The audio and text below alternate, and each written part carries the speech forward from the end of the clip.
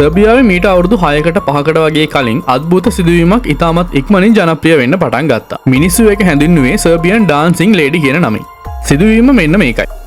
බෙල්ග්‍රේඩ් කියන නගරයේ කාන්තාවක් අඳුර වැටීගෙන එද්දිම අමුතු නර්තන විලාස වලින් නර්තනය දෙන්න පටන් ගත්තා. සර්බියාවේ ජාතික ඇඳුමට හුරු ඇඳුමකින් තමයි මේ කාන්තාව සැරසිලා හිටියේ. හැබැයි බය හිතෙනම කාරණාව මේක නෙවෙයි. මෙයා නර්තනයේ යෙදලා තියෙන්නේ උල් පිහියක් වගේ ආයුධයක් අතේ තියාගෙන. මෙයා නටනට ඉන්නකොට කවුරු හරි ඇවිල්ලා කතා කරොත් හරි එහෙම නැත්නම් මෙයාගේ නැටුමට බාධා කරොත් හරි මෙන්න මේ කියන කාන්තාව ඒ බාධා කරපු පුද්ගලයාගේ පස්සෙන් එනවා අර උල් පිහියත් අරගෙන ඒ මිනිස්සයව මරන්න.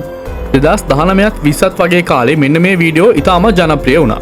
මෙන්න මේක හොල්මන් වගේ දෙයක් කියලාත් ගොඩක් අය කියන්න පටන් ගත්තා. ඒ කොහොම නමුත් 1998 වසරේදී තමයි මෙන්න මේ කාන්තාව ඇත්තටම පළවෙනි වතාවට දැකලා තියෙන්නේ. මේ කාන්තාව කවුද කියන එක මෙන්න මේ කාන්තාවගේ අනන්‍යතාවය අද වනතුරුත් හරියටම තහවුරු කරගෙන නැහැ. මෙන්න මේ කියන මුල් වීඩියෝස් ජනප්‍රිය වීමත් සමගම සර්බියාවේ සමහර දාමඝාතක ගැහැණුන් පවා මෙන්න මේ විදිහට නර්තනයේ යෙදීමට පටන්ගෙන තියෙනවා. මේක ඇත්තටම ජීවමාන චරිතයක් වගේ පෙවුනත් ගොඩක් අය කියනවා මේක අර්බන් ලෙජන්ඩ් එකක් වගේ දෙයක් කියලා. කොහොම වුණත් පසුකාලීනව සමාජ මාධ්‍ය ජාලා හරහා ජනප්‍රිය වීමටත් මෙන්න මේ ක්‍රමය නම් යොදාගෙන තියෙනවා. ඒ කොහොම වුණත් මේ කාන්තාව මිනිසුන් ඝාතනය කරා කියන්න තාමත් පැහැදිලි සාක්ෂි හම්බ වෙලා නැහැ.